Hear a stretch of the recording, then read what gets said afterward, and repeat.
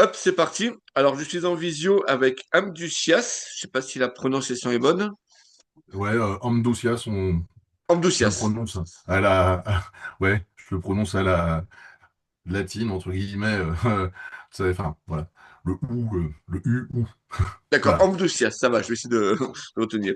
Donc, du coup, chanteur et guitariste de Temple of Baal pour la Hmm. réédition chez Adiposer de Servants of the Beast, le premier album paru en 2003.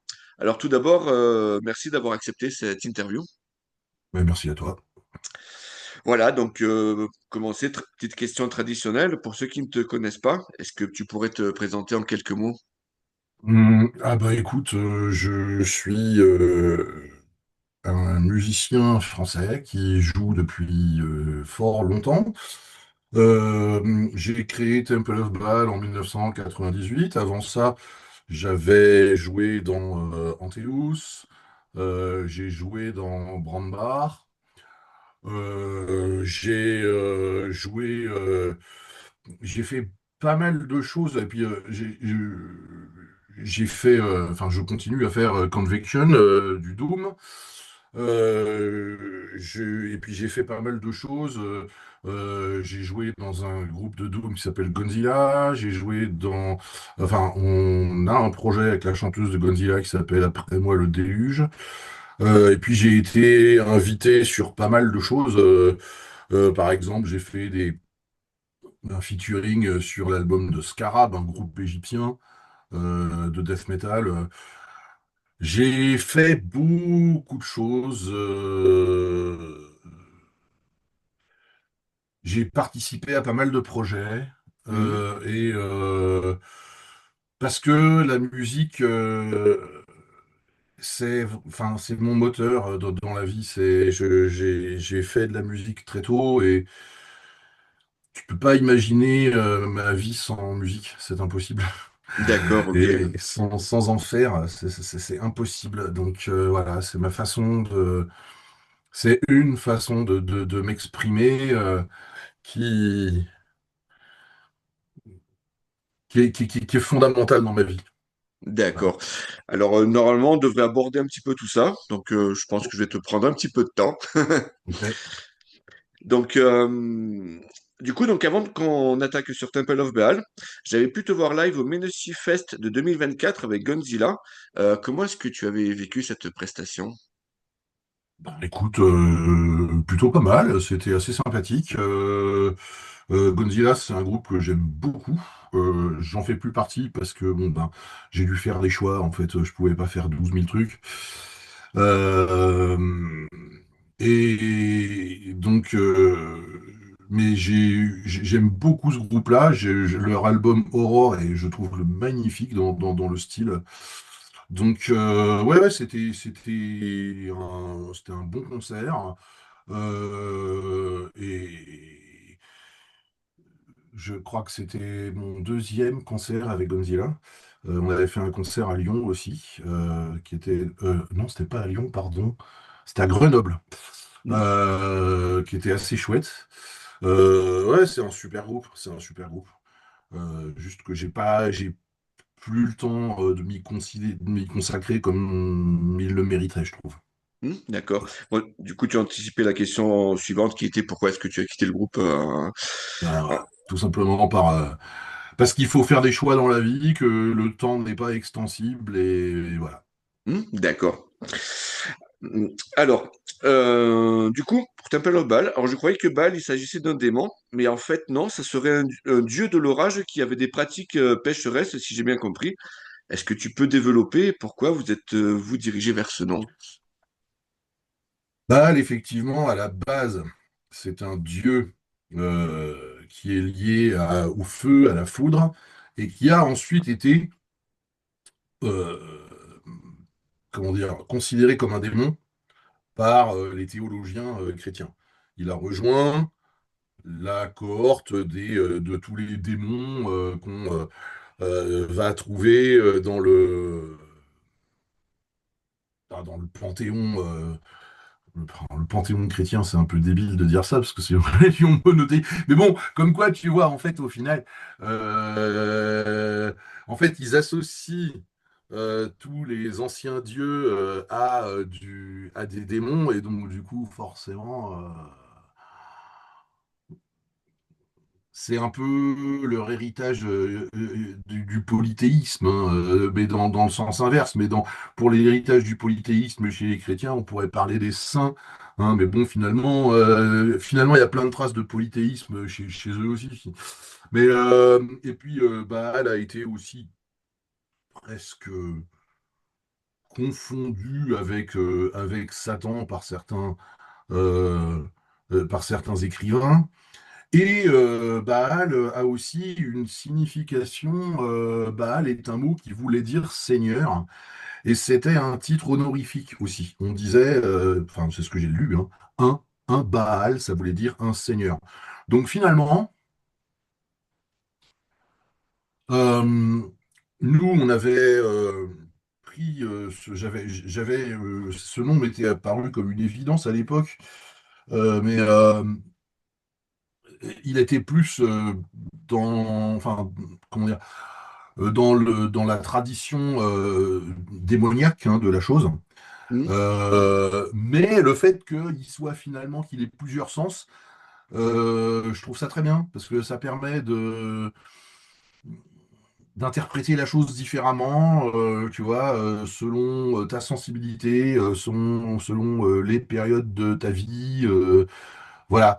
Donc, voilà, à la base, on utilise le nom Temple of Baal dans sa perspective démoniaque, mais il y a d'autres perspectives qui sont très intéressantes. Oui, c'est ça, que quand j'ai fait un peu les recherches, il me semblait avoir lu plusieurs des infos un petit peu contradictoires ou qui n'allaient pas dans le même sens. Alors c'est pour ça, voilà, j'arrivais pas à voir exactement, mais ok. Du coup, donc, Amdouchias, ce serait vraiment un démon. Il aurait une Ouais. apparence de licorne, mais il peut prendre forme humaine. Alors, sa spécificité, c'est que c'est un grand amateur de musique, et certaines théories disent que certains musiciens connus auraient pactisé avec lui justement pour être connus. C'est bien Mm. ça? C'est bien ça, ouais. D'accord, ok. C'est bien ça, ouais. Mais alors, oui, c'est sûr, j'ai choisi ce nom-là par rapport à ce rapport à la musique, hein, c'est évident. Ok. Donc, il n'y a pas il y a pas de mystère. Et par contre, et d'après ce que j'ai lu, il est vachement amateur de trompette. Tu en joues aussi ou pas alors Non, Non, d'accord. j'en joue pas. J'ai jamais fait d'instrument avant. Je fais de la guitare, de la basse, du piano, du chant, de la batterie, mais j'ai jamais fait d'instrument avant. J'ai même pas fait de flûte au collège, tu vois. Donc, alors j'essaye des fois d'en faire un peu, mais bon, les vents, c'est pas forcément mon truc. Ok. S'il y a un instrument auquel j'ai envie de me mettre, et je sais, je le ferai dans la vie, j'ai envie de me mettre au violoncelle. Ouais, d'accord. Encore un truc à cordes, tu vois, mais pas. C'est vrai que les vents, c'est pas trop mon truc. Ok. Donc, du coup, Temple of Baal. Donc, vous ressortez cette version remasterisée de Servants of the Beast. Est-ce que c'était de votre initiative ou c'est Adiposer qui vous a un petit peu titillé pour... Oui, c'est Adiposer qui m'a demandé, qui m'a contacté, qui m'a demandé si on pouvait le faire. À la base, le projet de Christian, c'était juste de ressortir l'album en digipack. Mais moi, je lui ai dit, écoute, on va le remasteriser parce que j'ai jamais été satisfait du premier mastering de l'album. Je trouvais que Pourquoi? même à l'époque, il avait un son qui manquait enfin, ça manquait de volume sonore par rapport même à toutes les productions qui sortaient. Je me souviens d'une compilation où d'un seul coup, tu vois, sur notre titre, le son est beaucoup plus bas que sur le groupe d'avant. Donc forcément, c'est un peu dommage, parce que l'album est bien sinon. Mais du coup, ben, j'ai contacté DA, qui est un vieux copain, hein, ça fait longtemps qu'on se connaît, et il a accepté avec enthousiasme parce qu'il m'a toujours dit, mec, si t'as un truc à faire avec Temple, tu m'appelles. Il aime beaucoup Temple of Baal, donc il était vraiment très très content de faire ça. Et je trouve qu'il a vachement bien bossé parce qu'il a réussi à faire ce que j'avais en tête. En fait, si tu veux, euh, je trouve que l'album aujourd'hui sonne comme il aurait dû sonner à l'époque. C'est-à-dire, avec un son plus fort, plus présent. Et il y avait une fréquence qui traînait, qui me dérangeait, qui rendait le tout un petit peu boueux, une fréquence dans les bas médiums. Il a nettoyé ça, et là, le son est tellement meilleur, hein. C'est comme ça que j'aurais voulu qu'il sonne depuis le début, donc tant mieux, voilà. D'accord. Et, et voilà, je suis très content du résultat. Ok. C'est sorti en dixième. Et du coup, s'il n'est pas sorti avec ce son à l'époque, c'est parce que les moyens n'étaient pas encore, enfin, la technologie n'était pas encore autant avancée, ou parce que vous avez peut-être été pris par le temps, ou... Non, je pense que à l'époque,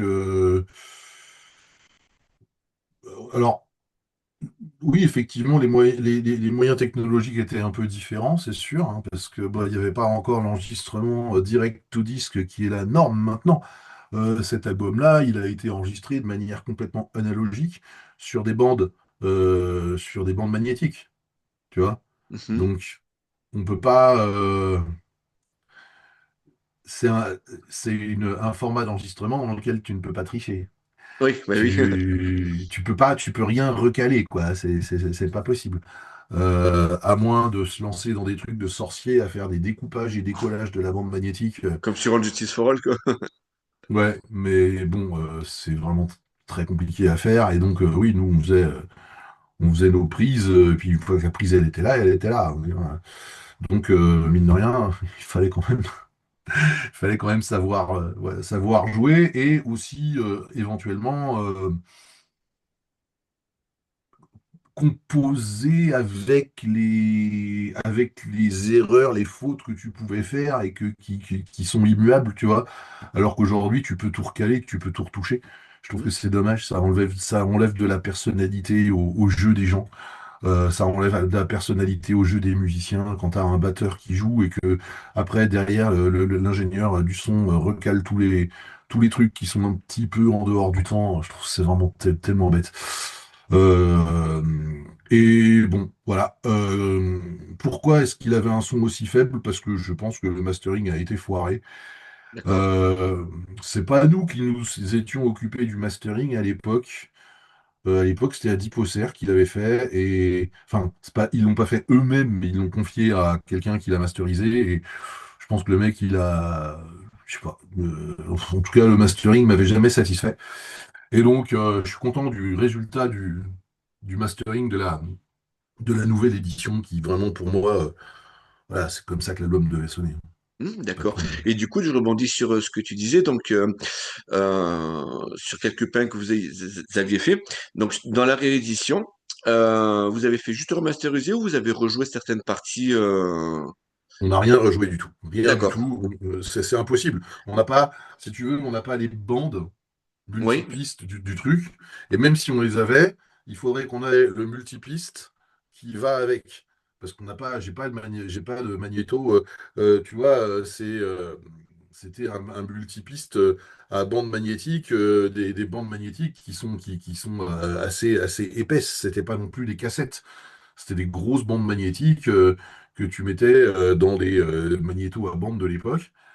Euh, puis on n'a pas de magnéto comme ça, nous. Donc non, non, on n'a rien retouché, on a juste repris les morceaux et le gars et DA a juste remonté les volumes, nettoyé les fréquences, Hmm. mais l'exécution, l'interprétation, c'est exactement celle de l'époque. D'accord. Alors, du coup, on y retrouve un inédit, Vomit of Fate, qui n'en est pas vraiment un, puisqu'il était présent sur la version LP de 2005. Hmm. Vous n'avez pas été tenté d'inclure plus de matériel, genre des démos ou des lives d'époque, parce que vous aviez pas mal de matériel, justement, quoi. Alors, ouais, on a du matériel, mais bon, par exemple, les lives, je sais qu'il y en a dans le groupe qui sont pas fans des albums live. D'accord? Donc, du coup, c'est pour ça qu'on en a, enfin, on avait fait une sorte de tape album live à Oui, oui, l'époque, oui. avec un son bien dégueu. C'était marrant, enfin, c'était marrant. Ça collait avec l'époque, quoi. Ça collait avec ce qu'on voulait à l'époque. Mais je sais que, bon, voilà, dans le groupe, il y en a qui sont pas forcément fans d'albums live, et puis, Et puis en fait, cette réédition s'est faite assez rapidement. D'accord. Ça, ça a pris, ça a dû prendre une semaine, 10 jours, quoi. Entre le moment où Christian m'a dit, tiens, faudrait qu'on fasse faudrait enfin, ce serait bien qu'on le ressorte, et le Mhm. moment où DA a masterisé le truc et que j'ai tout envoyé à Dipo, ouais, il a dû se passer 10 jours, tu vois, un truc comme ça. Donc c'est allé super vite. Et tant mieux, parce que j'aime pas quand ça traîne. D'accord. J'ai des projets qui, en ce moment, qui traînent, et ça m'énerve. Je vais pas en parler, mais ça m'énerve parce que c'est en partie clairement de ma faute, parce que je suis un peu trop éparpillé sur plein de trucs, et puis bon, c'est un peu le chaos. Mais bon, je vais y arriver, mais il faut que je m'organise mieux. Mais ouais, j'ai des projets qui traînent en ce moment, et ça me saoule. C'est beaucoup mieux quand ça se passe super vite. Tant pis s'il n'y a pas 60 000 bonus, je trouve ça très bien comme ça. En plus, c'est un morceau, tu vois. Enfin, ça fait un peu truc à l'ancienne aussi. Juste l'album avec un inédit en plus, je trouve ça très bien. D'accord. Ok, donc musicalement, on est dans du black metal assez cru, mais j'y entends aussi quelques touches death et même un côté rock'n'roll à la Motorhead. Est-ce que c'est comme ça que tu décrirais le style du groupe de l'époque? Ouais, on peut dire ça. Des touches death dans le premier album, j'ai du mal à les entendre, mais pourquoi pas, Moins c'est par parce rapport qu'en à, fait. ouais, par rapport à la suite, il y en a beaucoup moins, ouais. Par rapport à la suite, ouais, ça change. Mais sur le début, ouais, le premier album, pour moi, ouais, c'est du black metal. Alors après, si tu y trouves des touches death metal, pourquoi pas? On en a toujours écouté, hein. Mhm. Euh, on n'est jamais fait partie des gens qui crachent sur le death metal, le thrash, le heavy, tout ça. Pour nous, ça fait partie de notre histoire, ça fait partie de notre culture. Donc forcément, Motorhead, forcément. Motorhead, évidemment. D'accord. On adore. Tu vois, j'aime les groupes comme ça qui font des gros riffs, tu sais, pas forcément super techniques, pas forcément super chiadés, mais le riff, bam, il te rentre dans la tête et tu l'oublies pas, quoi. Et ça, c'était un peu l'esprit qui nous guidait à l'époque au point de vue composition. C'était de faire des morceaux hyper immédiats, euh, avec des riffs assez simples, hein. On était Souvent, je dis que dans un certain sens, je suis de l'école AC/DC. Ouais, Tu d'accord. vois. Donc, dans un autre contexte, évidemment, hein. Mais voilà, gros riff, efficacité. Voilà. Même si après, on a un peu évolué, évidemment, et c'est vrai que sur Mysterium, bah, c'est pareil, il y a quand même toujours du gros riff, quoi. Mais bon, les morceaux s'étendent, les morceaux deviennent plus longs, Oui. hein. Alors qu'au début, c'est vrai que les morceaux étaient relativement courts. Quand on a retravaillé les morceaux là récemment pour faire les concerts euh, qu'on a fait, c'est vrai qu'on a vu il y a une grande différence, quoi. C'est marrant de, pardon, c'est marrant de retravailler des trucs et puis de se dire putain ce morceau en fait je me rendais pas compte mais il fait 2 minutes 20 et à côté de ça tu vois t'as des morceaux sur Mysterium qui dépassent les, je sais pas, qui doivent faire dans les 10 minutes. Ouais, ouais, c'est Euh, ça, ouais. c'est c'est c'est marrant de voir cette évolution. Ok. Donc, du coup, ben, je te propose que l'on reprenne vers le début. Vers quel âge est-ce que tu t'es intéressé à la musique? Quelles étaient tes influences et comment est-ce que tu t'es dirigé vers la guitare? Alors, la musique, je m'y suis intéressé dès tout petit. La musique, mes premiers souvenirs musicaux, c'est quand j'avais à peu près 5 ans et que moi mes parents écoutaient de la musique classique et du jazz et un peu de vieux rock, tu vois, des trucs. Ils adoraient les Beatles, et puis ils aimaient bien aussi le vieux rock and roll de Gene Vincent, Buddy Holly, tout ça, tu vois. Mhm. Donc, au début, moi, ce qui m'intéresse, au début, ce à quoi j'accroche, c'est la musique classique. Et je me rêvais chef d'orchestre. Ok, Je rêvais d'être chef d'orchestre. J'étais fan de particulièrement la cinquième symphonie de Beethoven, euh, dirigée par Herbert von Karajan, et je crois que l'enregistrement doit dater de 63. Euh, j'ai écouté ce truc pendant des heures et des heures, et j'adorais Beethoven, j'adorais Mozart, j'adorais Bach, tout ça. Et j'étais moins réceptif au jazz, je le suis devenu, maintenant j'aime beaucoup, mais quand j'étais petit, le jazz, je ne comprenais pas trop. Ce qui est normal, en fait, il faut avoir une certaine culture pour bien l'apprécier, je pense. Mais par contre, les Beatles m'ont super marqué. euh, et particulièrement, il y avait un morceau, en fait, qui est une reprise, c'est pas eux qui l'ont composé, qui s'appelle Bad Boy. Et dans ce morceau, pour l'époque, ça sonne drôlement sauvage. Euh, D'ailleurs, ce morceau a été repris par la suite par comment s'appelait ce groupe avec Lemmy? C'est Hawkwind? Headcat. Headcat. Headcat, ok, ouais, The Headcat, ouais, avec le batteur des Stray Cats. Voilà, c'est Ouais, ça. Et la version est trop bien par Headcat. Faut que tu écoutes si tu as l'occasion.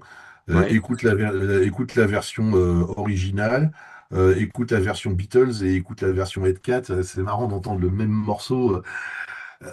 Et je suis persuadé, Larry Wallis, je crois, le musicien qui l'a fait pour la première fois.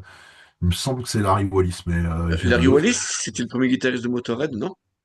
Ah ouais, alors je confonds. Alors je confonds. Ou alors il a le même nom, Voilà. peut-être, je sais pas. Non, non, non, c'est pas lui. Donc non, je confonds, excuse-moi.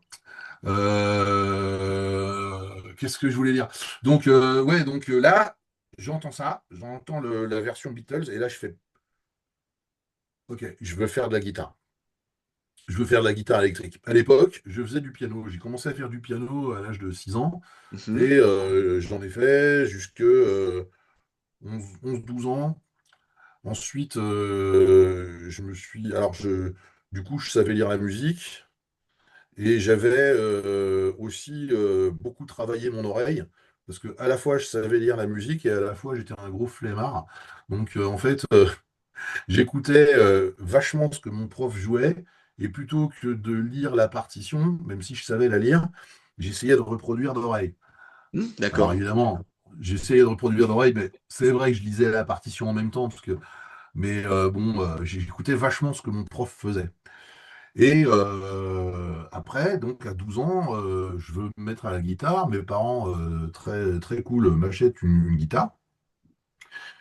Et bah, au début, je sais pas trop comment m'y prendre. Et puis un jour, mon père m'emmène voir un guitariste qui jouait, euh, qui avait été invité par le prof de musique de notre lycée.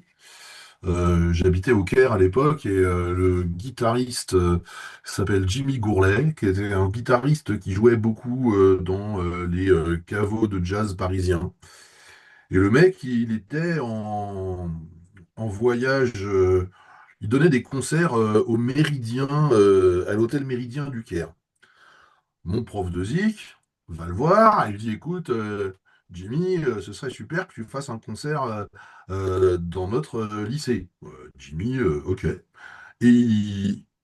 Donc on y va avec mon père, on regarde ça, et moi, tu vois, je faisais trois, quatre accords à la guitare, et là j'ai pris une claque, mais une claque. Le mec, il était tout seul avec sa guitare, avec sa vieille Gibson, et mais monstrueux, monstrueux. Je sais pas si je le mettrais au niveau de Joe Pass, quand il fait Joe Pass, très très très très grand guitariste de jazz aussi, qui a sorti des albums où il joue tout seul de la guitare, les albums s'appellent Virtuoso. Mais bon, en tout cas, le gars, tout seul, c'était monstrueux. Et puis il joue, il chante, il s'accompagne, il fait des trucs. Enfin, ouais, la guitare, moi à l'époque, je dois avoir 12 ans, et j'hallucine complètement. Donc, je rentre. Après, avec mon père, mon père me dit, bah, faut que tu apprennes des barrés, faut que tu apprennes les accords, en règle générale. Et j'avais un pote qui avait quitté l'Égypte et il nous avait laissé plein de bouquins de musique et entre autres un bouquin d'accords de guitare. Donc on regarde ça, puis mon père me fait, bah, t'apprends tous les accords qui sont là-dedans et tu vas voir que tu vas savoir jouer de la guitare. Bon, ok. Alors j'ai bossé la guitare en autodidacte avec mon bouquin. J'ai appris à faire des barrés en me faisant mal tout seul. Et puis voilà. Et une fois que j'ai su faire des accords, j'ai bossé de tête, d'oreille. J'écoutais des disques j'écoutais des disques et j'essayais de retrouver les accords des chansons que j'entendais. Du coup, mon oreille se forme vachement. Voilà. D'accord. Et puis après, moi je faisais à l'époque, quand j'avais 13 ans, je faisais partie d'un ensemble instrumental à l'époque j'étais au collège, mais en fait c'était un grand établissement dans lequel tu avais de la maternelle au lycée, quoi. C'était le lycée français du Caire à l'époque, c'était comme ça. Et donc, moi, je fais partie donc de cette espèce de groupe instrumental où c'était cool on faisait des musiques de films et tout, c'était intéressant.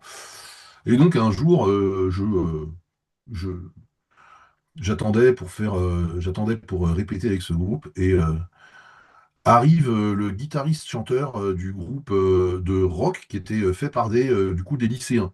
Les mecs, ils étaient en première terminale.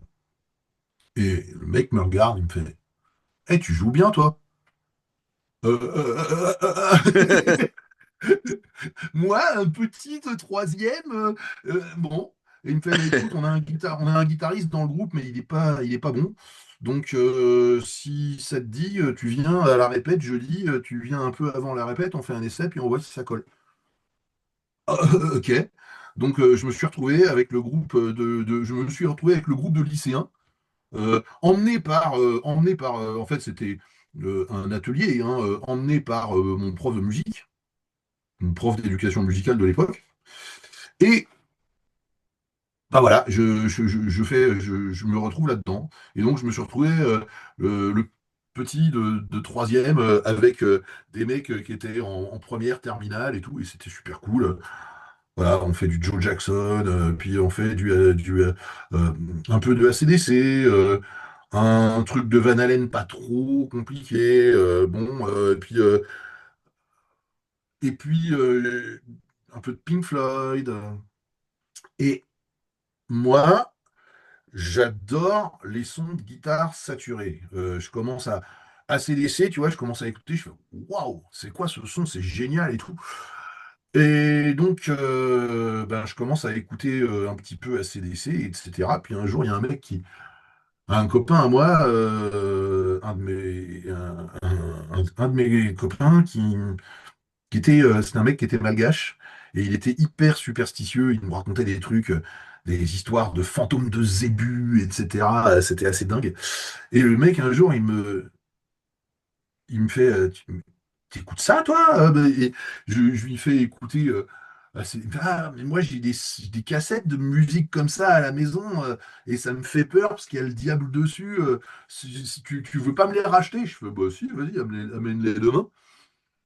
Le mec, il arrive le lendemain, il y avait Killers de Maiden, Killers, The Number of the Beast et Live After Death et Injustice for All de Metallica. Et moi, je rentre à la maison, je me mets un Maiden, je me mets Killers. Et là, je prends encore une énorme baffe. Oui, Encore. c'est un cran au-dessus, quoi. Ah ouais. Et là, je prends une énorme baffe. Et il se passe un truc avec le son de guitare. Je m'identifie complètement à ce son. Mhm. C'est encore plus sauvage. La prod de Killers, je la trouve magnifique. Je trouve que aujourd'hui encore, t'écoutes Killers, putain, il y a une sauvagerie, c'est génial. Euh, le son de guitare est incroyable. J'ai l'impression que le son passe dans mon sang. D'accord. j'ai l'impression de faire partie du son. J'ai une expérience quasi mystique avec le son à ce moment-là. Et en plus, bah voilà quoi, les guitaristes, les solos de guitare monstrueux et tout. Je fais, bah ouais, je veux jouer ça, moi. Et donc, ben, je me mets en tête d'apprendre à jouer comme ça. Je bosse encore plus la guitare. Metallica, au début, j'aime pas trop. Injustice, j'avoue que du Metallica vintage, c'est l'album que j'aime le moins. Toujours encore maintenant. Je l'aime bien, mais il est chiant quand même. Donc, je l'aime bien, mais il est chiant cet album. Ah, question de Le goût. son est pourri, le son est naze. Enfin, mais je l'aime bien quand même. Il y a des morceaux qui sont chouettes. Ils devraient juste être un petit peu raccourcis, je trouve. C'est le problème de Metallica, parce que quand tu écoutes même aujourd'hui Death Magnetic, il y a des morceaux qui pourraient être super, mais il faudrait qu'ils aient au moins une minute en moins. Parce qu'on se fait chier, purée, c'est long. Euh, Et pourtant, j'adore le rock progressif. Je peux m'écouter du Yes avec des morceaux qui vont durer 20 ou 30 minutes, je m'en fous, c'est super, ou du transatlantique, ou tu vois, du Spoxbird, des trucs comme ça. Mais quand Metallica traîne en longueur, ça me gonfle. Bon, donc, bah, là, tu as commencé à me lancer sur mon parcours, alors là, Ah, mais vas-y, vas-y, justement, oui. Et donc, voilà, le mec, et après, ben, je rentre en France, mon... et puis mon cousin me fait écouter Kill 'Em All, parce que il me fait, mais tu connais Metallica? Je fais, ouais, je connais, mais bon, je préfère Maiden, j'aime pas trop. Il me fait, mais t'as écouté quoi? Je fais, ben, Injustice for All. Il me dit, mais tu connais pas Kill 'Em All? Je dis, non. Bam! Encore une claque! Encore une claque! Et encore un truc où je fais, oh putain, je veux jouer ça. Et puis voilà, et puis après, ça a été Slayer, un pote qui m'a fait écouter Slayer. J'ai fait, c'est incroyable. Le même pote qui m'a fait aussi découvrir Motorhead, que je connaissais pas, parce qu'il faut dire qu'aussi à l'époque, en Égypte, moi je suis rentré d'Égypte en 92. Je suis arrivé là-bas en 83, je crois. 83, 92, tu vois, d'adolescence, quoi, de 6 ans à 15 ans, un truc comme ça. Et à l'époque, tu vois, il y avait quelques cassettes de métal, mais juste quelques très grands noms. Mhm. Les trucs un peu moins connus, on les avait pas, quoi. Euh, et donc, ben voilà, je rentre en France, puis alors ayant découvert Metallica, puis Slayer, et puis après un jour, j'ai entendu death metal pour la première fois de ma vie.